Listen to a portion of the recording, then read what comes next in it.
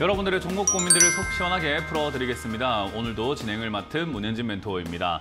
자, 오늘도 여러분들 종목 고민들 계속해서 깊어지고 계시지 않을까 싶은데요. 그런 종목 고민들을 저희 주챔쇼에서 풀어드리도록 하겠습니다. 오늘도 종목명과 매수가, 비중을요. 유튜브 채팅창에 올려주시면 저희가 중간중간에 봐드리도록 하고요.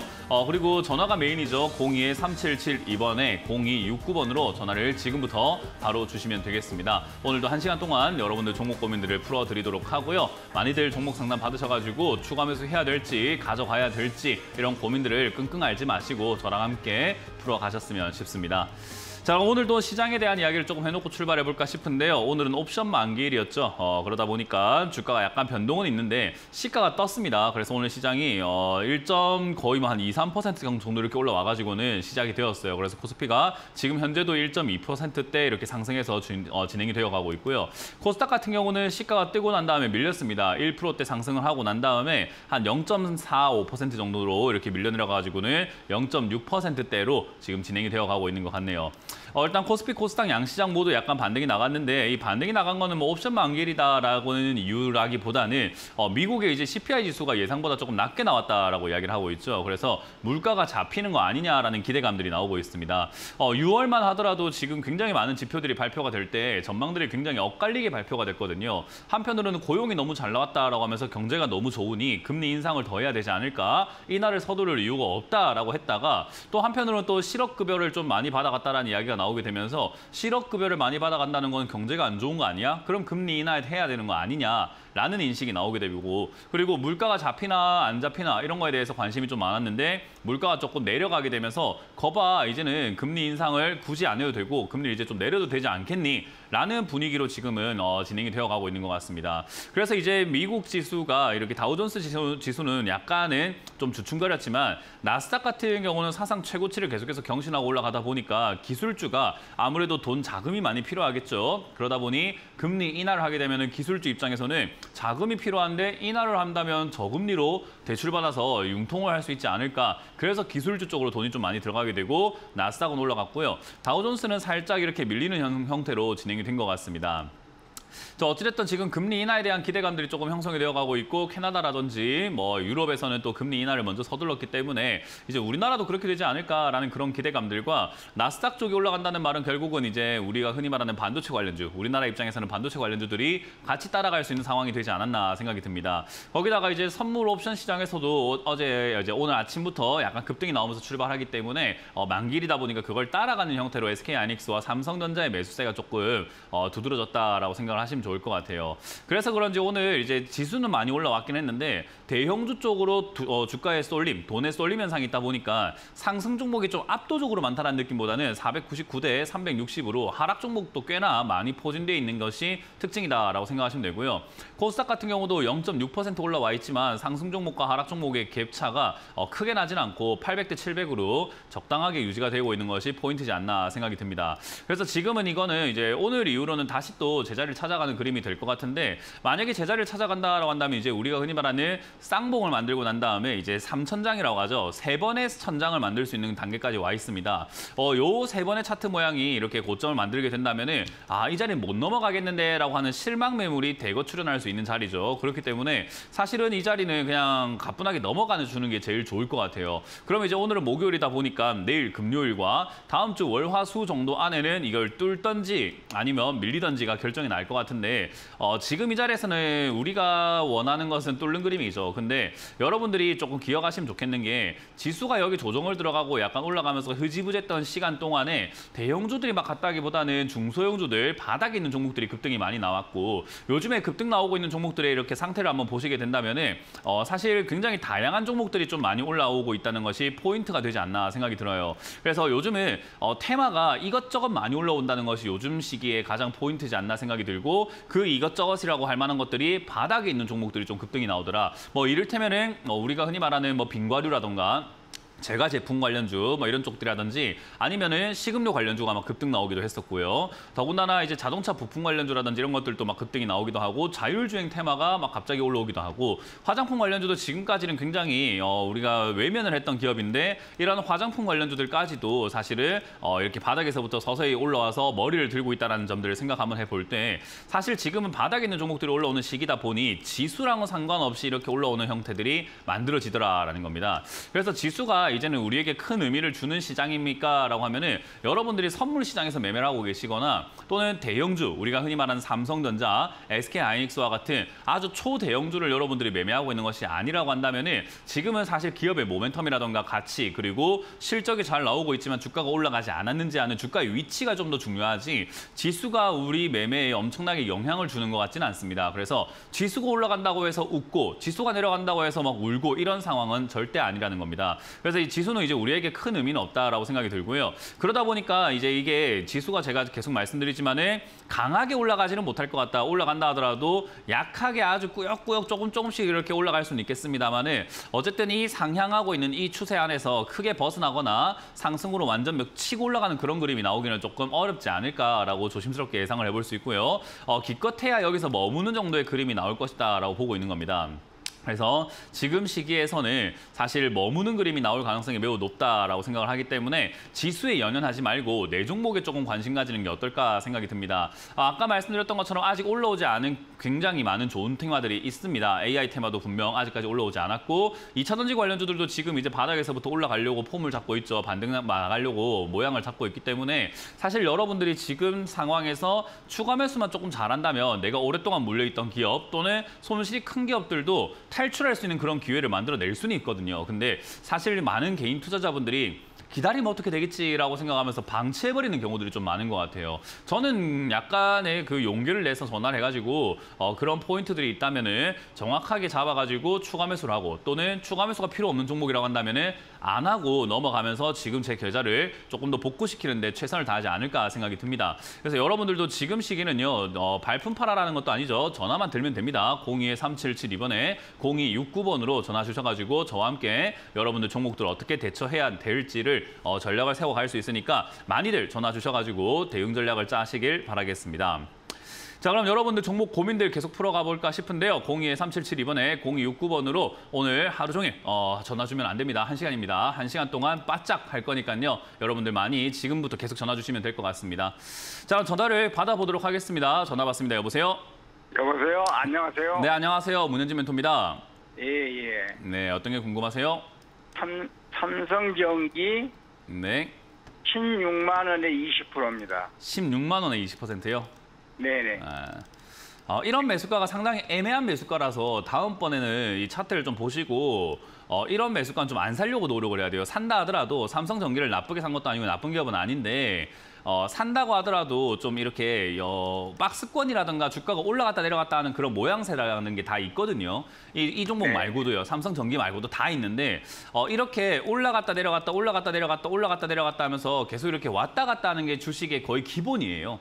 모든 종목이 네. 다 그런단 말이에요. 그래서 사실 이 종목만의 문제는 아니고 이렇게 올라왔을 때 특히나 올라왔을 때 사는 것이 어떤 문제냐면은 얘는 지금 이 16만 원짜리에서부터 올라가기를 힘들어하는 게 2022년부터 지금까지 이 16만 원을 못 넘어가고 계속 거기서 빠지고 거기서 빠지고 거기서 빠지고 하고 있는 자리란 말이에요. 그런 자리에서 16만 원에 사버리면은 사실 넘어가면 수익이 나지만은 이때까지 흐름과 습관과 규칙을 봤을 때 16만 원만 내면 떨어지는데 16만 원에 샀으니까 물리고 싶은 사람밖에 더 됩니까 이게? 이해가 되세요? 지금 보니까 네, 그러니까 이걸 이제 다음엔 차트를 좀 보고 내가 삼성전기를 꼭 사야 되겠다 생각이 든다면 차트를 보고 이 자리는 사지 말자 이거예요. 적어도 네네. 이렇게 내려와 있을 때 얘가 13만 원대 14만 원까지 내려가면 올라가구나. 그러면 내가 이왕 삼성전기를 산다면 16만 원에 사서 들고 있는 것보다는 13만 원, 14만 원 사는 게 좀 유리하겠구나 생각하고 그 가격을 좀 기다려보는 자세가 좋다라는 거고요. 삼성전기는 지금 당장에 이렇게 보면은 우리나라 코스피 지수랑 거의 비슷하게 움직이고 있어요. 그러니까 대형주 중에서도 이제 코스피 지수랑 거의 비슷하게 움직이고 있는 모양이라고 보시면 됩니다. 그래서 사실 이게 이제 지수가 좀 올라가야 수익이 날 수 있는 구조가 될 것 같은데 아직까지 지수가 올라갈 만한 그런 테마까지는 아니다 생각이 들고요. 요 종목이 개별적으로 움직이려면 16만 원짜리를 넘어서야 되는데 이번에 움직임이 사실 고점이 살짝 높아지고 있는 그런 단계인 것 같긴 해요. 그래서 이 16만 원짜리를 이번에는 넘어가지 않을까 생각이 듭니다. 물론 아까 말씀드린 것처럼 기업에는 전혀 문제가 없고 지수가 조금 이렇게 받쳐줘야 되거든요. 근데 지수가 지금 폭락을 한다거나 떨어질 만한 그런 요소, 단기적으로는 악재가 별로 없다 보니까 아마 기다리시면은 큰 문제 없이 올라오지 않을까 생각이 듭니다. 근데 이제 왜 올라오지 않을까 싶은데 떨어지고 있냐 하면은 16만 원만 되면 떨어지는 종목을 그렇게 16만 원 샀으니까 이야기하는 거예요. 그거는 이해가 되세요? 네네. 네, 그건 어쩔 수 없이 그런 물리는 자리에 샀기 때문에 빠지는 거고 빠져내려가고 난 다음에는 한 13, 4만 원쯤 돼서 이렇게 반등이 나갈 수 있는데 여기서 문제가 뭐냐면 많은 사람들이 16만 원에 이렇게 잘못 사놓고 난 다음에 13, 4만 원까지 내려갔다가 반등 나갈 수 있다면 추가 매수할까요? 라고 질문 많이 하거든요. 안 됩니다. 네. 왜냐하면 여기가 지지가 안 되면 그대로 빠져가지고 계단식 하락으로 저 아래까지 빠져요. 그러니까 13, 4만 원에서 반등이 나가면 아무 문제가 없는데 안 나가면 얘는 10만 원대까지라든가 그 이하까지 이렇게 추세상 밀려 내려가가지고 거기서 반등이 나갈 수 있으니까 괜히 13, 4만 원대에서 반등 나가지도 않았는데 추가 매수해가지고 물릴 이유가 있습니까? 그러니까 네네. 사실 이거는 13만 굳이 원에. 추가 매수할 이유 없이 13, 4만 원에서 반등이 나가면은 그냥 기다렸다가 16만 원 돌파 여부를 확인해가지고 좀 더 홀딩하시면 될 것 같고요. 13, 4만 원까지 내려갔을 때 반등이 나가지 않는다면은 장기 투자에도 괜찮은 기업이다 보니까 저는 그냥 손실을 낼 바에는 차라리 한 11만 원, 10만 원까지 기다렸다가 추가 매수해서 멀리 보고 투자하시는 게 어떨까라는 전략을 드릴 수 있습니다. 물론 16만 원 안 샀으면 이런 이야기를 안 했겠지만 일단 샀으니까 엎질러진 물이잖아요, 그죠? 그래서 예. 저는 일단은 10만 원까지 내려가도 큰 문제는 없는 기업이라서 추가 매수 대응하면 되니 내려갈 때 그렇게 겁먹지 마시고 그냥 가져가시는 게 어떨까? 손절도 할 필요 없이 그냥 홀딩하자라는 의견을 드려보도록 하겠습니다. 예, 감사합니다. 네, 고맙습니다. 다음 상담 이어가겠습니다. 여보세요? 네, 안녕하세요. 네, 안녕하세요. 문현진 멘토입니다. 어떤 게 궁금하세요? 네. 마음 AI. 마음 AI고요. 예. 24,500원에 20%입니다. 24,500원에 20%요? 네. 그렇군요. 일단 마음 AI가 이름은 참 좋습니다. 마음이라는 단어가 들어가 있고 AI라는 단어가 또 들어가 있으니까 사람들의 마음을 참 심금을 울리는 종목이지 않을까 생각이 드는데 마음만 울렸지 주가는 그렇게까지 좋은 상황은 아니죠. 더군다나 실적도 그렇게까지 좋은 상황은 아닙니다. 그래서 일단 이게 AI 관련주기도 하고 여러 가지 클라우드부터 해서 인공지능 이런 쪽으로 엮여 있다 보니까 우리나라 사람들을 요즘에 테마주 정말 좋아하잖아요. 이제 테마주 중에서도 이제 AI 관련주 가지 않을까라고 이렇게 기대를 해보고 있는 것 같아요.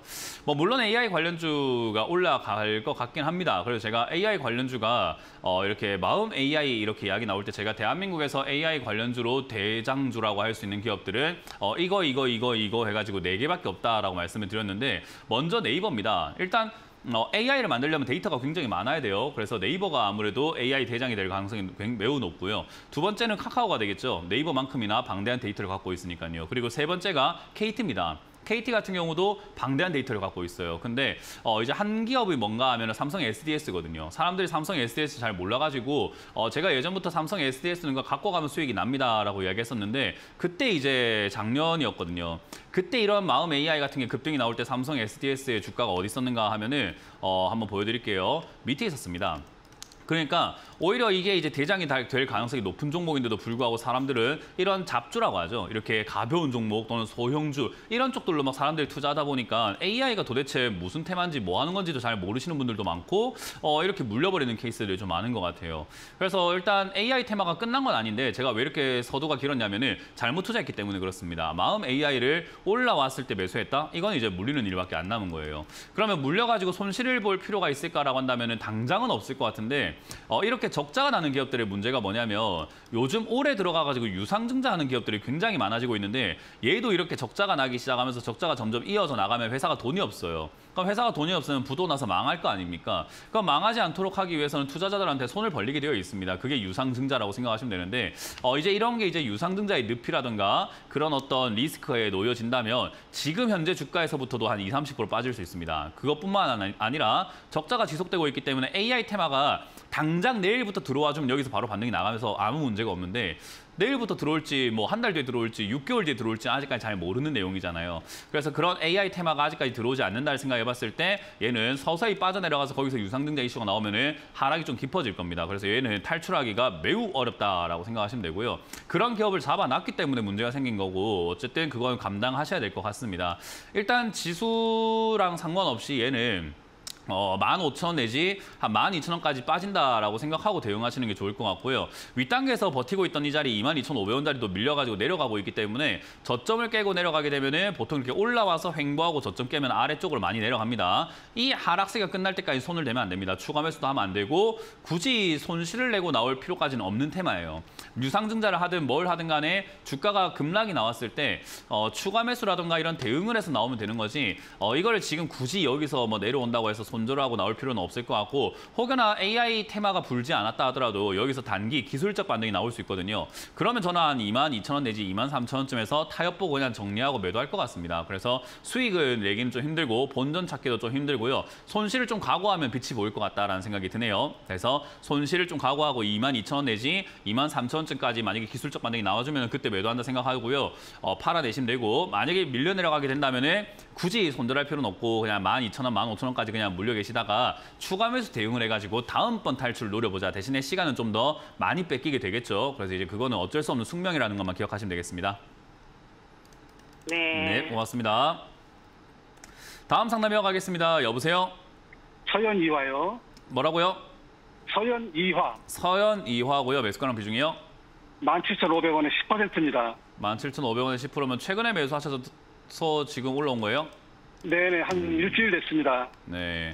일단 매수하신 자리가 그렇게까지 나쁜 자리는 아닙니다. 여기서 이제 뭐 물론 계획이 있으셨는지 없으셨는지 모르겠지만 저점 깨지면 손절해야 된다는 거는 뭐 알고 계셨으면 한 번 더 이렇게 기억하시면 되고 모르셨다면은 이제 알면 돼요. 그래서 16,600원이 만약에 무너지게 되면은 손절해야 되는 자리에 들어가신 거고 이런 자리는 원래 매매를 하는 자리이기 때문에 잘 들어가신 게 맞습니다. 그래서 요거는 들어가서 반등이 나갈 수 있으니까 한번 들어가 봐야지가 맞고 반등이 나갈 수 있는 자리에서 반등이 나가고 있는 것뿐인 겁니다. 그래서 이게 반등이 100% 보장된 자리는 아니고 이런 자리에서 매매하는 게 보통 이제 우리가 흔히 말하는 눌림목 매매라고도 이야기를 하고 알파벳 모양이 N자 모양을 닮았다 해서 N자 반등이라고도 이야기를 해요. 그래서 지금 이거는 잘 들어가셨고 수익이 날만한 자리였더라라고 생각하시면 되고요. 일단 실적이라던가 회사가 나쁘진 않습니다. 서현 이화 같은 경우도 이제 자동차 쪽으로 이렇게 엮여 있다 보니까 제가 이제 방송에서 여러 번 말씀드리지만 아직 올라가지 않은 테마들이 있다. 자동차 부품 관련주라던가 자동차 관련주들이 지금 계속 올라갈 가능성이 높으니 자동차 관련주에 관심 가지는 게 어떻겠습니까? 라고 방송에서 여러 번 이야기 드렸는데 그쪽에 엮여 있는 기업이죠. 그래서 서현 이화는 저는 괜찮다고 봅니다. 그래서 이 대주주가 이제 서현이죠. 그래서 서현도 이제 상장이 되어 있는데 서현과 서현이와 둘 다 괜찮은 기업이죠. 그래서 저는 이거 조금 더 가져가도 괜찮다 생각이 들고요. 이런 게 이제 상승 초입부라고 하는데 상승 초입부에서 이게 위쪽 정고점을 뚫고 이렇게 올라가면서 추세를 만들어낸다면 슈팅이 나와요. 거래량이 실리면서 막 슈팅 나오는 경우들이 많아서 한 21,000원 내지 22,000원까지 올라가는 경우가 많은데요. 이게 어디까지 올라갈 수 있는지는 대한민국 사람이라면 아무도 모를 겁니다. 전 세계도 아무도 모를 거고 외계인이 있다면 외계인도 모를 거예요. 그러니까 어디까지 올라갈니까를 맞추려고 하면 그 답도 없어요. 그러니까 올라올 때 내가 수익률을 정하셔야 돼요. 내가 여기서부터 봐보자. 내가 17,500원에 샀는데 여기서 내가 어느 정도 수익에서 만족을 할 것인가라는 나의 기준을 정하셔야 돼요. 보통 이제 우리가 기준을 정할 때 3, 5, 7에서 3에서 3%대에서 30% 팔거나 5%대에서 30%또 팔고 7%에서 또 나머지 다 팔으면서 3분의 1, 3분의 1, 3분의 1 파는 매매라든지 50, 15 또는 10, 20, 30 또는 10, 15, 20 이런 식으로 수익률을 정해서 매도를 하는 게 보통 기본입니다. 그래서 차트를 보면서 이 종목이 어디 갈까요가 아니라 내가 수익률을 몇 프로대 팔아낼 것인가를 정하셔야 돼요. 이해가 되세요? 예. 그러니까 그 기준은 누가 정해주는 게 아니라 내가 이 정도 수익이면 만족할 만해라고 하는 그 기준을 지금이 전화 끊고 난 다음에 스스로가 정하셔야 돼요. 3번에 걸쳐서 파실 거라면 아까 말씀드린 것처럼 뭐 50, 15 또는 10, 15, 20, 뭐 10, 20, 30, 10, 16, 23 이런 식으로 마음대로 정하셔도 돼요. 어쨌든 수익률이 날 때마다 그 구간이 되면 내가 중간중간에 팔겠다라고 하는 포인트를 정하셔가지고 중간중간 매도하시면 되고요. 3번에 걸쳐서 매도하시든 2번에 걸쳐 매도하시든 4번에 걸쳐 매도하시는 상관없는데 정하셨으면 그거대로 내가 이행을 할 수 있냐 없냐입니다. 왜냐하면 올라가기 시작하면 사람이 그래요. 내가 10%에 팔려고 했지만 더 갈 것 같거든요, 사람이.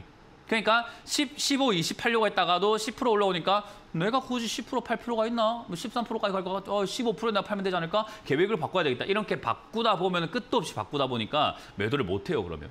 그래서 수익이 날 때 기억해야 되는 것은 이 종목이 어디까지 갈까가 중요한 게 아닙니다. 내가 어디서 만족하고 내릴까, 나의 기준으로 매도를 하시는 게 좋아요. 그래서 저는 스스로 한번 매도 기준을 잡아보시는 게 좋겠고요. 차트를 보면서 우리가 이제 예측을 하고 조금은 아예 막연한 자리에서 우리가 어디까지 올라갈까를 예상해 볼 때는 보통 정고점을 잡습니다. 그래서 정고점이라고 하는 이 22,000원대, 23,000원대가 최고 고지라고 생각하시면 돼요. 근데 우리가 최고 고지에 팔아낼 수 있는 능력이 있다면 얼마나 좋겠습니까만은 우리는 최고 고지에 팔아낼 수 있는 능력이 없죠. 그러니까 제가 말씀드린 것처럼 23,000원을 목표로 본다면은 사실 한 30% 정도대가 수익이 최고치예요. 그러니까 그 안에서 여러분 시청자분께서 잘 마무리하고 나와야 되는 거죠. 최고 목표율은 30%다. 그러면 내가 중간에 10%, 20%, 30%를 매도하든지 아니면 10%, 16%, 25%를 매도한다든지 약간 이렇게 보수적으로 잡아서 분할 매도하시는 게 좋겠습니다. 이해가 되셨나요? 네, 그렇게 대응하시길 바라겠습니다. 매도 잘하시고 수익을 잘 내고 나오시는 이 훈련을 한번 해보시길 추천드려보도록 하겠습니다. 자, 다음 상담 이어가도록 하겠습니다. 전화 받습니다. 여보세요? 여보세요? 네, 안녕하세요. 문현진 멘토입니다. 예, 안녕하세요. 네, 어떤 게 궁금하세요? 첨보 좀 한번 알고 싶어서 한번 사도 되는지 어쩌는지 좀 궁금해가지고요. 첨보를 사고 싶다고요? 예, 사고 싶은데 좀 자세한 내막을 몰라가지고요. 저도 자세한 내막 몰라요. 제가 이게 주식 전문가들한테 잘못된 기대를 하고 계시는 게 주식 전문가들은 매매를 잘하는 사람들이에요. 사고 팔고 해서 우리가 트레이딩이라고 하죠. 매매를 잘하는 사람이지 기업을 분석해갖고 기업에 찾아가가지고 기업을 들여다보고 막 기업이랑 막 연관돼 있는 그런 사람들은 아니에요. 그러니까 산업의 전문가는 아니라는 거예요. 이해가 되세요? 그러니까 저희가 첨보라는 기업을 갑자기 전화해가지고 첨보가 무슨 기업입니까 하면은 글쎄요, 나도 잘 모르겠는데요가 되는 거죠. 왜냐하면 2,000개가 넘는 기업을 우리가 다 들여다보지는 않을 거 아니에요. 그죠? 그래서 주식 전문가라고 하는 사람들도 자기가 입맛에 맞고 자기가 조금 쉬운 종목, 나한테 좀 맞는 종목을 샀다 팔았다 하면서 수익을 계속 내는 거지 했던 종목을 또 사기도 하고 그래요. 왜냐하면 만만하니까. 그러니까 그렇게 하는 거지 모든 종목을 다 매매해보거나 그러진 않아요. 그래서 제가 시청자님이 원하는 만큼의 어떤 정보를 드리기에는 아마 부족할 겁니다. 그래서 만약에 내가 첨보라는 기업이 정말 궁금하다라고 한다면은 증권사에서 나오는 리포트를 한번 읽어보시거나 아니면 첨보라는 회사의 홈페이지 들어가 보시거나 아니면 첨보에 전화하셔가지고 내가 견학을 좀 가고 싶다. 소액 투자자인데 견학 가보고 싶다 하면 일정을 알려주면서 뭐 이렇게 안내해 줄 겁니다. 그러니까 그렇게 내가 발품 팔아야 돼요. 그거 아니고서 이렇게 주식 전문가들한테 전화하셔가지고 첨보가 뭡니까 하면은 글쎄요, 전 첨보를 매매해본 적도 없고 할 생각도 없고 앞으로 사볼 생각도 없고 팔 생각도 없어서 들여다본 적이 없어요. 저는 이거 지금 처음 봅니다. 지금 시청자님하고 전화하고 지금 이거 처음 봐요. 이해가 되세요 혹시 무슨 말인지? 예. 그러니까 시청자님이 원하시는 것만큼의 정보는 저한테 얻기 힘들 거고 그러면 이제 우리가 투자할 때 기초가 되는 내용으로 한번 들여다보자고요. 자, 그러면 지금 한번 볼게요. 투자할 때 가장 기초가 되는 건 뭡니까? 라고 하면 일단 돈을 버냐 못 버냐일 겁니다. 맞습니까? 예. TV 보고 계신가요? TV는 보름을 꺼놨는데요. 보고 나중에 보세요. 나중에 재무제표를 보시면 좋은데 재무제표라는 게 보는 게 어렵지 않습니다만 지금까지 돈을 잘 벌고 있나 못 벌고 있나 보는 건데 첨보 보니까 지금 2021년에 매출액이 2,700억이고 지금 1,900억입니다. 올랐어요? 내렸어요? 내렸어요. 2021년에 영업이익이 500억이었고요. 지금 영업이익 예상치가 적자로 297억의 적자를 예상하고 있거든요. 예. 그럼 돈을 버는 겁니까? 못 버는 겁니까? 못 버는 거. 상식적으로 돈을 못 버는 기업에 투자를 하는 게 맞나요? 틀렸나요? 네, 잘못된 거. 네, 그럼 끝난 거잖아요. 그러니까 이런 식으로 보는 거지 첨보가 무슨 기업 이게 아니라니까요. 이렇게 보면 끝난 거예요. 그냥 첨보는 걸러버리는 거죠. 왜냐하면 2,000개가 넘는 기업 중에서 지금 한 개 보고 있는 거잖아요. 그럼 다른 거 얼마나 좋은 게 많습니까? 여기서 그냥 이미 걸러버리는 거예요. 물론 적자가 난다고 해서 나쁜 기업도 아니고 흑자 전환할 수 있죠. 그러면 그때 돼서 투자하면 되는 거지. 지금 이렇게 적자가 나고 있는 과정 속에서 자 차트를 보면 주가도 지금 많이 떨어진 것 같긴 한데 떨어지기만 하고 있지 얘가 옆으로 간다던가 반등이 나갔다거나 올라갔다거나 뭐 여러 가지 모양새는 아무것도 없이 내려가고만 있는 중이잖아요. 예. 그러니까 2021년부터 영업이익이 뚝뚝 떨어지니까 내려가고만 있겠지. 이런 걸 우리가 지금 사가지고 물론 여기서 올라갈 수는 있겠지만 리스크를 감수하고서라도 이걸 사야 될 이유가 뭐가 있겠냐라는 거예요. 예. 무슨 말인지 이해가 되세요? 예, 예. 불구덩이 안에 금덩이가 있으면 내가 손 한번 넣어볼 것 같아요. 화상을 좀 입더라도요. 근데 금덩이가 아니고 오물덩어리가 있는데 지금 이거를 지금 우리가 막 손 넣어가지고 그 오물 안에 금덩이가 있지 않을까라고 해서 손 넣어볼 리스크는 좀 감당하기가 힘들지 않겠냐라는 거죠. 그래서 첨보는 나쁜 기업은 아닙니다. 투자할 만한 기업이고 여도 2차 전지라든지 뭐 여러 가지 산업에 엮여 있긴 하기 때문에 사실은 나중에라도 올라갈 수 있어요. 뭐 여러 가지 소재 업종이라든가 이런 거 엮여 있잖아요. 그래서 올라는 갈 수는 있는데 바닥을 잡고 나중에 여기서 자리 잡고 난 다음에 충분히 하락이 빠지고 거품 빠지고 충분히 검증이 되고 난 다음에 사도 괜찮으니까 관심 종목에 넣어놓고 딴 종목 봅시다. 간단하죠? 예, 예, 그러니까 알았습니다. 나중에 어떤 종목이 내가 궁금하다 할 때 첨보라는 기업이 어떤 기업입니까? 라고 물어보는 것보다는 그냥 그 HTS 안에서 재무제표 한번 보세요. 돈 버는 기업인가 아닌가. 그거부터 해서 걸릴 수 있습니다. 아시겠어요? 예, 예, 알았습니다. 네, 고맙습니다. 다음 상담 이어가겠습니다. 여보세요? 전화 받았습니다. 여보세요? 네, 네, 안녕하세요. 문현진 멘토입니다. 네, 안녕하세요. 네, 어떤 게 궁금하세요? 솔루스 첨단 소재예요. 솔루스 첨단 소재고요. 매수가랑 비중이요? 18,881은 22%요. 추가 매수를 많이 하셨나 보네요. 네. 사신 지 얼마 안 됐는데 추가 매수를 막 하신 건가요? 4월에 사신 건가요? 혹시? 아니요. 이거 유상전자 하기 전에 사가지고 주수를 받아가지고 그래서 입금도 된 유상증자 거예요. 받으셨어요? 네네. 일단 유상증자라고 하는 거는 우리가 주식을 하다 보면 만날 수 있는 약간 감기 같은 거라고 생각하시면 돼요. 왜냐하면 기업들이 자금 조달하는 방식이 유상증자이기 때문에 주식 투자를 하는데 유상증자를 피하고 싶어요라고 하면은 사실 그거 어려워요. 대기업도 하는 거고 돈 잘 버는 기업도 하는 거고 돈 못 버는 기업도 하는 건데 일반적으로는 돈을 좀 못 버는 기업들이 하긴 하죠. 그래서 돈 못 버는 기업은 유상증자에 리스크가 있다 정도만 이해하시면 되는 거지 사실 이제 뭐 유상증자를 완벽하게 피해서 주식 투자를 할 수 있는가 하면 그건 아니에요. 저도 뭐 주식 매매하면서 유상증자를 몇 번이나 만나봤는데요. 뭘. 그러니까 어제 샀는데 유상증자 한다 해서 주가가 급락 나오는 경우도 있어요. 그러니까 이거는 너무 억울하지 말고 걱정하지 마시고요. 유상증자라고 하는 것은 어쨌든 기업이 돈이 필요해서 하는 거고 그 돈 가지고 회사가 갑자기 해외로 도망가거나 이런 것만 아니면은 좋은 데 쓰겠죠. 그죠? 그래도 회사인데 뭐 회사를 운영해서 이렇게 좋은 데 쓰려고 하지 그걸 가지고 뭐 도망가려고 하지는 않을 거 아니에요. 그래서 그렇게 우리가 믿음을 가지고 한다면은 사실 유상증자를 통해서 이런 기업들도 좋아지려고 노력을 할 것이다라고 보시면 되고요. 그래서 처음에 유상증자를 한다 하면은 그 구조상 유상증자는 좀 더 싸게 발행이 되는 것 때문에 주가가 내려가는 경우들이 많습니다. 근데 내려가고 난 다음에는요 유상증자 이후에 올라가는 경우들이 꽤나 많습니다. 근데 이거는 유상증자가 아니라 무상증자 아닌가요? 무상전자. 예, 맞습니다. 그래서 어쨌든 주가 밑으로 내려와 있는데 상태에서 이제 무상증자를 하게 된 케이스고 무상증자를 했다라는 것은 제 생각에 그 유상증자도 할 것 같은데요. 이 돈도 못 버는 회사가.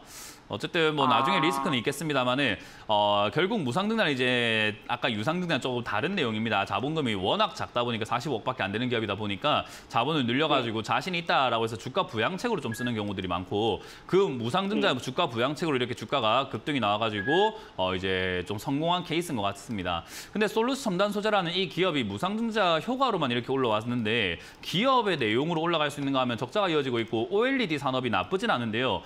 앞으로 봤을 때 OLED라던가 이런 쪽이라든지 전반적으로 소재 업종들이 나쁜 건 아닌데 경기 불황을 만나가지고 지금 약간 조금 밀려 있는 상태라고 생각하시면 돼요. 그래서 당장 올라갈 테마는 아닌 것 같아요. 그래서 이거는 무상증자 권리락 효과로 인해서 올라왔을 때 좀 팔아내는 게 가장 베스트인데 그걸 못 하셨으니까 좀 아쉬운 거고 지금 당장에 여기서 반등이 조금 나와준다면 변동이 좀 있을 겁니다. 그때 저는 그냥 19,000원쯤에서 타협 보고 매도하시는 게 어떨까 생각이 들거든요. 왜냐하면 이거는 장기로 가져갔을 때 좋은 기업 같아 보이지는 않아서 그래요. 그래서 저는 단기 반등 나올 때 분할로 계속 조금씩 팔아서 19,000원부터 한 3,000원까지의 폭을 좀 잡고 그 안에서 올라오게 되면은 본전부터 약수익권에서 계속 팔아낸다 생각하시면 될 것 같고요. 만약에 이 기업이 내려가게 된다면 이제 10,000원 정도쯤에서는 자리 잡을 것 같아요. 그래서 10,000원짜리쯤에서 자리 잡는 걸 확인을 해가지고 10,000원쯤에서 추가 매수를 한번 더 한다면은 괜찮을 수 있는데 저는 추가 매수할 자금이 좀 아깝네요. 다른 거 사면 좋겠는데. 그래서 이거는 추가 매수하기에는 조금 아쉬운 종목이다. 그래서 저는 그냥 매도 관점으로 보는 게 좋을 것 같습니다. 저번에 한 번 좀 올라왔는데 안 팔았죠? 좀 욕심 좀 네, 이번에는 안 팔면 안 됩니다. 해가지고. 네, 그런 이야기 안 하셔도 됩니다. 그 되게 부끄러운 이야기예요. 내 욕심을 내가 주체를 못했습니다 하는 이야기인데 그게 어떻게 뭐 멋진 이야기겠습니까? 그러니까 그런 이야기 안 하셔도 돼요. 그래서 이거는 네. 제 생각에는 그냥 올라올 때 본전 이번에 올라올 때는 다음번엔 내 욕심을 이겨내고 매도했습니다라고 하는 멋있는 분이 되셨으면 좋겠습니다. 네, 감사합니다. 그래서 이번에 올라올 때 잘 매도하시길 바랍니다. 고맙습니다. 네, 감사합니다. 네. 자, 잠시 상담을 쉬었다가 이번 주 강연의 일정이 또 잡혀 있습니다. 이번 주 강연 어디서 하는지 체크해보고 다시 돌아오도록 하겠습니다.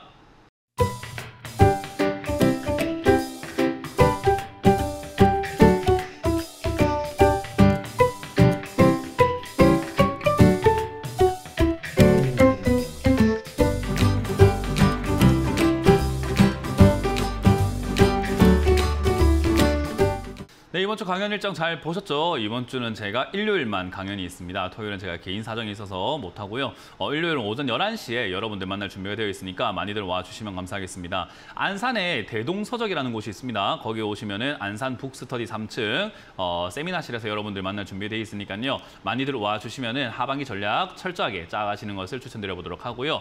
그리고 토요일 또 강연이 다른 분들은 잡혀있죠. 김영구 멘토님은 저기 청주에서 잡혀 있고, 그리고 또 이제 대구에서 또 황민영 멘토님이 잡혀 있으니까요. 많이 참여하셔가지고 강의 들으시면 좋을 것 같습니다. 자, 그럼 여러분들 종목 고민들을 계속해서 풀어가 보도록 하겠습니다. 유튜브에 올라와 있는 종목들을 체크 한번 해보도록 할 텐데요. 삼성 SDI를 지금 내려갈 때마다 모아도 될까요? 해서 39만 원대 매수했다라고 하셨네요. 뭐 매수하셔놓고 모아가도 될까요? 라는 질문이 전 좀 모르겠습니다. 하기 전에 또 매수해서 모아가도 될까요?가 맞지. 사놓고 매수해도 모아가야 될까요? 이미 시작을 했잖아요. 그러니까 이거는 뭐 무슨 질문일까요? 어쨌든 사시기 시작을 한 거고, 모아가도 될까라고 했을 때 뭐 괜찮습니다. 삼성 SDI가 나쁜 기업은 아니고 주가 파동상 올라갔다 내려갔다 올라갈 수 있는 타이밍이긴 하기 때문에 모아간다? 뭐 괜찮은 것 같습니다. 대신에 지금 이제 여기서 만약에 우리가 완전히 내 돈을 갖다가 지금 현금을 전량 매수했다면 문제가 생길 수 있습니다. 근데 비중도 50%나 있다 하시니까 저는 문제가 없을 것 같고요. 2차전지 쪽으로 엮여 있는 기업이긴 합니다. 어쨌든 배터리 쪽으로 엮여 있긴 하지만 다른 기업들은 실적이 막 다 줄고 있는데 얘는 오히려 이렇게 잘 버텨주고 있는 기업이라서 저는 한때 올라왔던 주가가 너무 거품이다 보니까 리스크가 생긴 거지, 그거 외에는 오히려 다시 올라갈 만한 그런 모멘텀은 있다. 대신에 전고점을 뛰어넘는 정도의 상승이 나오긴 힘듭니다. 이거는 2020년과 2021년의 상승은요, 코로나 때 시장에 돈이 너무 많이 들어와서 온 돈의 힘으로 끌어올려진 것이 기업의 가치가 올라와서 좋아서 올라간 게 아니에요. 이거는 SDI의 문제가 아니라 모든 기업이 똑같습니다. 대한민국에 상장된 모든 기업들이 코로나 때는 이제 돈의 힘으로 올라간 거고, 그 거품이 빠지고 있는 과정이 지금 우리가 겪고 있는 현 시대의 주가 흐름이라고 생각하시면 됩니다. 그렇게 거품이 빠지고 더 가는 기업이 있고 더 올라가는 기업이 있으며 내려갔다가 올라가지를 못하고 있는 기업들이 있는 것뿐인 거예요. 그래서 얘는 거품이 좀 빠진 상태라고 생각하시면 되고요.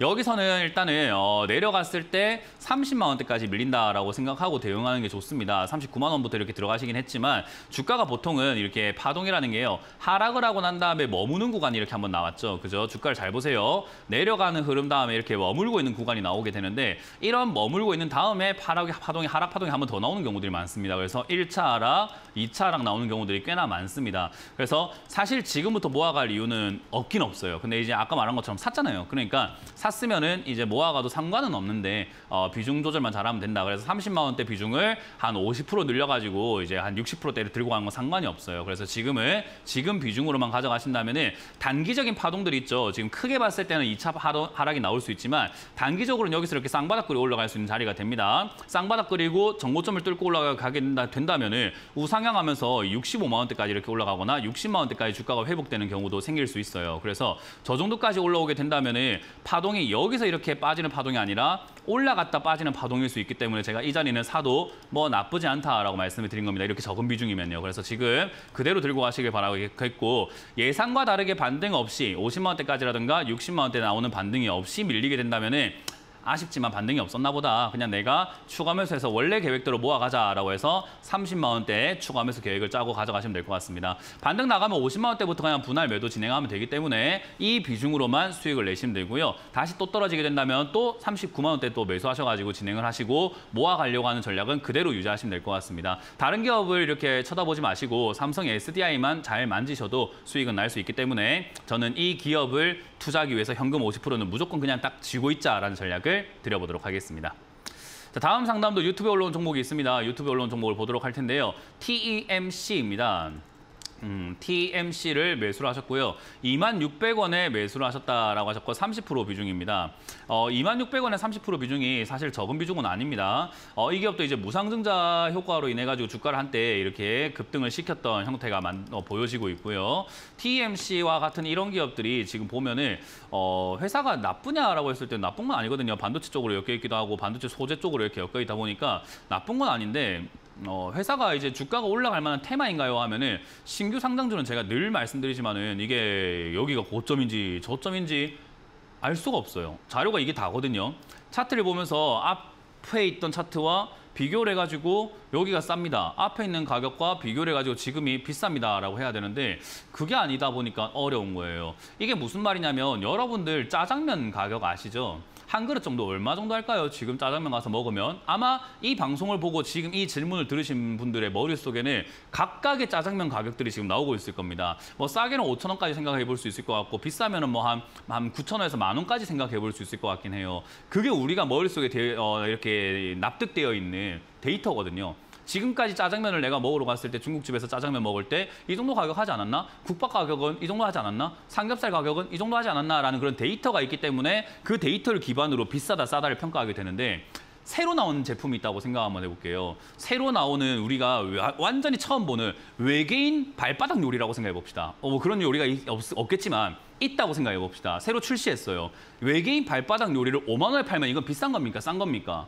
라고 했을 때 잘 모르겠죠. 기준이 없으니까요. 그게 제가 말하는 신규 상장주의 문제입니다. 이게 지금 비싼지 싼지는 시장에서 굴러봐야 알아요.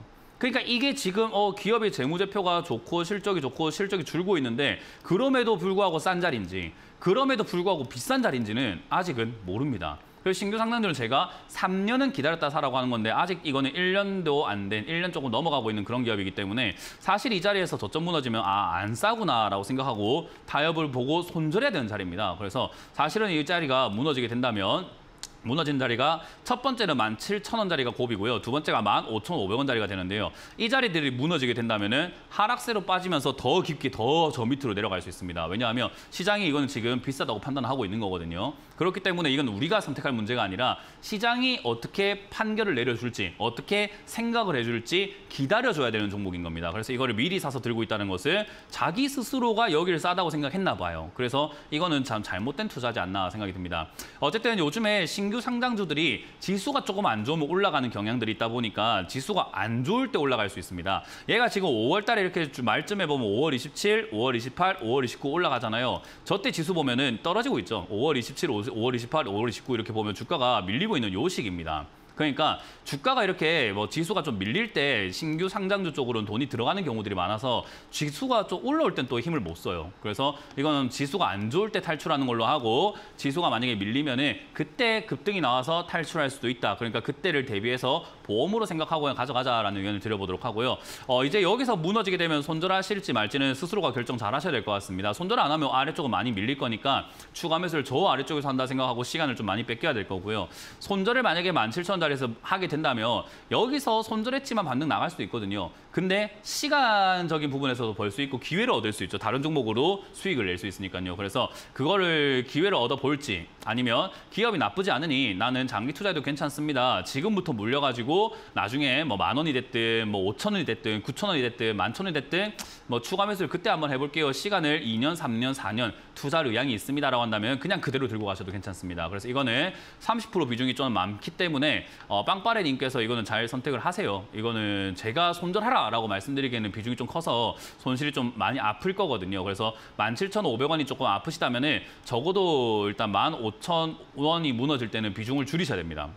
15,000원 저기는 되게 위험한 자리이기 때문에 17,000원짜리까지는 손절 안 해도 그냥 들고 가봐도 괜찮은데 15,000원 무너지면 이건 되게 위험해서 저기 무너질 때는 손절은 다 하지 않더라도 좀 분할 매도를 통해서 비중을 줄여라는 전략을 드려봅니다. 신규 상장주를 사지 마세요.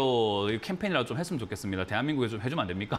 신규 상장주 좀 사지 마세요, 여러분들. 사면은 대응도 어렵고 수익 안 납니다. 다음 상담 이어가도록 합니다. 다음 상담은 제가 전화를 받아보도록 하겠습니다. 전화 받습니다. 여보세요? 네, 안녕하세요. 네, 안녕하세요. 문현진 멘토입니다. 네. 어떤 게 궁금하세요? 더 네이처 홀딩스 네. 19,833원에 10%요. 19,000 네, 그렇군요. 뭐 일단 이거는 제가 해드릴 말이 참 별로 없습니다. 일단 이 회사가 더 네이처홀딩스가 뭐 하는 기업인가 이렇게 슬 들여다 보니까 내셔널 지오그래픽, 어페럴 및 키즈 해가지고 패션 업종이구나라는 걸 알 수가 있죠. 그래서 라이센스를 사와가지고 그걸로 가지고 이렇게 쇼핑몰이라든가 뭐 이런 데다가 팔아내는 거예요. 내셔널 지오그래픽이라고 하는 이거는 옷이 아니죠, 원래는. 그냥 방송 채널 이름인데 그걸 따와가지고 그걸 관련해서 이렇게 옷을 만들고 하는 그런 쪽으로 이렇게 좀 잘 가고 있다 생각하시면 됩니다. 어쨌든 이제 뭐 쇼핑과 패션 이런 쪽인 건 좋은데 문제가 뭐냐면요. 실적도 잘 나오고 나쁘진 않은데 홀딩스라는 개념에 이렇게 이름이 붙어 있는 종목들이 있어요. 무슨 홀딩스, 무슨 지주 이런 기업들은요. 주가가 잘 안 올라가요. 주가가 올라가지도 않고 올라가는 데까지 시간도 좀 많이 걸립니다. 그래서 더 네이처홀딩스는 당분간 한 3, 4년간 상담받을 이유가 별로 없는 기업입니다. 그냥 가져가셔야 돼요. 왜냐하면 안 움직일 거거든요. 별로 움직이지도 않을 거고 뭐 반등도 없을 거고 뭐 진짜 미적지근할 거예요, 계속. 그래서 이거는 그냥 배당이 나올 겁니다. 이 더 네이처홀딩스와 같은 이런 기업들은 보통 이렇게 배당을 좀 주거든요. 배당 수익률이 한 여기서 공식적으로는 뭐 공시로는 2.8%라고 적혀 있는데 어쨌든 배당을 줘요. 그래서 매년 그냥 배당을 받는다 생각하고 냅두세요. 묻어놔 버리세요. 이건 어쩔 수가 없어요. 안 사는 게 제일 좋은데 샀잖아요. 그죠? 그래서 이거는 대응이 안 돼요. 추가 매수하기에는 너무 느려서 너무 느린 종목을 안 그래도 힘들어 죽겠는데 추가 매수를 한다는 말은 이 말이에요. 이 종목에 들어간 돈이 너무 느려가지고 수익도 안 나고 이도저도 안 되는데 거기다가 내가 들고 있는 아주 따끈따끈한 새 현금을 갖다가 여기다 또 더 느려 죽겠는데 여기다 더 넣겠다는 말인데 그거는 조금 문제가 있죠. 그죠? 그건 별로 좋은 선택은 아니겠죠. 그래서 저는 개인적으로 이 종목에다가 비중을 더 늘린다기보다는 비중 10%를 이렇게 안정적인 종목에 투자하는 것은 그렇게 나쁘진 않습니다. 그래서 저는 그냥 이거를 그냥 들고 가라라는 게 드리면서 배당을 받으시면서 가져가다 보면은 시간이 흘러서 이렇게 좋은 기업들은요. 우상향을 하게 되어 있는데 홀딩스와 같은 이런 기업들이 아까 말한 것처럼 우상향을 하는 데까지 오래 걸려서 그래요. 그래서 이거는 그냥 뭐 최소 5년에서 10년 투자한다 생각하고 가져가신다면 아무 문제 없습니다. 그래서 그냥 가져가세요. 이해가 되셨나요? 네. 이거는 그냥 답이 없어요. 뭐 자꾸 하려고 하지 마세요. 뭔가 하려고 하는 순간 내 현금이 또 들어가가지고 더 고생하고 더 괴롭고 비중은 많아지게 되고 나는 그냥 더 네이처홀딩스만 바라봐야 되는 사람이 됩니다. 그래서 이건 이제 더 이상 비중 늘리지 마시고 그냥 아무것도 하지 마시고 그냥 들고 가시면 좋을 것 같고 이 아래쪽에서 이제 12,000원에서 15,000원 사이쯤이 될 것 같은데 이 자리에서 좀 더 이렇게 횡보를 하면서 한 1년 정도 옆으로 가기 시작한다면 그때 다시 한번 전화를 주세요. 그럼 비중을 더 늘려볼지 아니면 그거 말고 조금 이렇게 나중에 생각을 해볼지를 고민해야 될 것 같습니다. 지금 아무것도 하지 마시고 1년 뒤에 봅시다. 네, 알겠습니다. 감사합니다. 네, 고맙습니다. 다음 상담 이어가겠습니다. 여보세요? 여보세요? 네, 안녕하세요. 문현진 멘토입니다. 네, 안녕하세요. 네, 어떤 게 네, 궁금하세요? 수고하십니다. MK전자 네, 예, 14,000원이고요. 네. 20% 정도 돼요. 14,000원에 20%요? 네네. 그렇군요. 일단 MK전자가 뭐 좋은 기업이냐라고 했을 때는 이게 저는 일단 대한민국에 상장된 기업 중에 이 거래가 가능하게 이렇게 상장되어 있는 기업이 한 2,500개가 되거든요. 예. 그 기업 중에서 안 좋다라고 딱 진짜 대놓고 이야기할 수 있는 기업은요. 한 100개도 안 되는 것 같아요. 대놓고 방송에서 이 기업 안 좋습니다라고 할 만한 기업은요. 진짜 꼽는다면 한 50개 될까? 그거 말고는 다 좋은 기업이에요. 다 열심히 영업하고 계시는 거고 만약에 제가 MK전자 안 좋다고 하면은요. 이 MK전자 운영하시고 있는 대표이사님 저 엄청 욕할걸요. 지가 우리 회사에 대해서 뭘 알아 이렇게.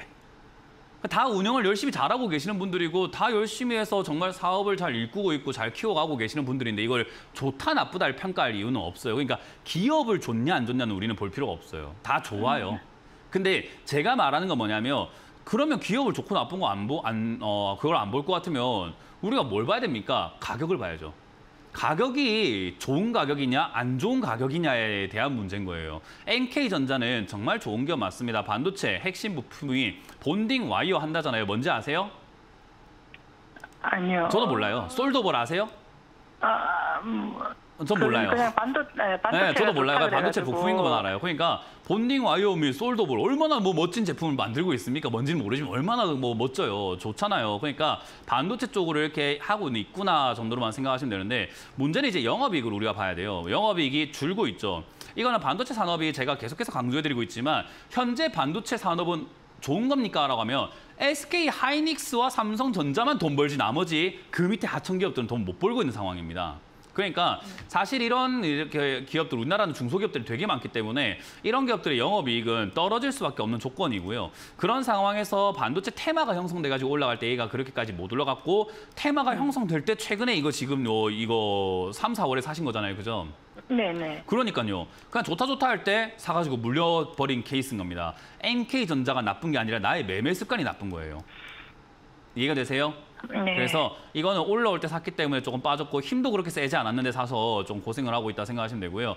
반도체 쪽이 지금 SK 하이닉스가 다시 가고 있어가지고 반도체 테마가 살아있다 보니까 아마 얘가 다시 올라갈 가능성은 저는 있어 보입니다. 그래서 매수가가 안 좋아서 기다려서 조금 이렇게 물려있는 기간이 길어진 것뿐인 거지 올라오긴 올라올 것 같아요. 대신에 올라올 때 남들이 여기 11,000원에 산 사람보다는 수익이 덜 나겠죠, 그죠?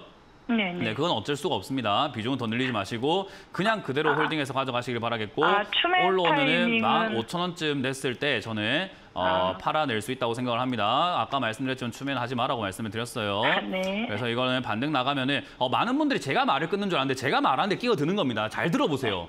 잘 들어보시면 제가 말을 하고 있는데 다들 제 말을 끊는 거지 제가 말을 끊는 게 아니에요. 네, 그거 좀 기억하시면 바라겠습니다. 추가하면서 안 된다 말씀드렸고 반등 나가면은 15,000원쯤에서 매도하실 수 있겠다. 그래서 이건 그냥 그대로 홀딩해서 가져가시길 바라고 다음번에 밑으로 내려왔을 때 사시길 바랍니다. 고맙습니다. 감사합니다. 네, 다음 상담 이어가겠습니다. 여보세요? 예, 안녕하세요. 수고 많으십니다. 네, 안녕하세요. 문현진 멘토입니다. 네, 인선이 MT하고요. 네. 9,700원에 20%예요. 얼마요? 9,700원에 20%. 아, 9,700원이요? 네. 이거 아깝네. 다 예. 네, 뭐 말씀하세요. 비중이 네. 저거 해도 되나 해서 여쭤보려고 전화드렸걸요. 먼저 한번 전화 달라 그러셔가지고요. 네. 안 좀 돼요. 올라왔는데, 좀 안 올라왔는데 돼요. 어떻게 해야 돼요? 안 돼요. 안 돼요? 네. 일단 지금 조금 올라온 거는 시청자님 입장에서 올라온 거고 크게 보세요. 세상도 우리가 좀 크게 보고 사람이 좀 크게 보는 습관이 필요하잖아요. 그죠? 예. 바로 코앞에 있는 거 보는 것보다 좀 더 크게 보는 게 좋고 꿈도 그렇고 바로 코앞에 내일 뭐 목표를 짜는 것보다는 좀 멀리 원대한 꿈을 꾸는 게 좋은 거잖아요. 그죠? 주식 네, 투자를 할 때도 차트를 좀 크게 보셔야 돼요. 바로 코앞만 보면 올라온 거 같죠. 근데 아직까지 이렇게 내려가고 있는 중이에요. 그렇기 때문에 내려가고 있는 중 이렇게 차트가 만들어져 있을 때 물론 내려와 있는 걸 사는 게 좋은 매매 습관입니다. 근데 내려와 있는 자리에서 사는 건 좋은 습관이지만 내려와서 멈췄을 때 사는 게 좋은 거지 내려가고 있는 중을 사는 건 아니에요. 그러니까 멈출 때까지 좀 기다려라는 거죠. 멈추려면 적어도 시청자님이 오늘 이번에 올라왔다고 말씀해 주셨죠. 그죠? 한 달 정도, 2달 정도. 이렇게 올라오는 구간을 적어도 2번, 3번을 더 봐야 돼요. 쌍바닥, 3바닥, 4바닥, 4바닥, 5바닥 이렇게 봐야 돼요. 그러니까 여러 번 보고 난 다음에 여기서 안 내려가네라는 걸 확인을 해야 되는데 이거 한 번 올라왔다고 해가지고 여기서 막 추가하면서 할까 이게 아니라는 거예요. 이해가 되세요? 그래서 제가 외바닥에 속지 마세요라고 이야기하는 거고 지금 이제 외바닥 만든 자리가 최근에 6,000원짜리잖아요. 그죠?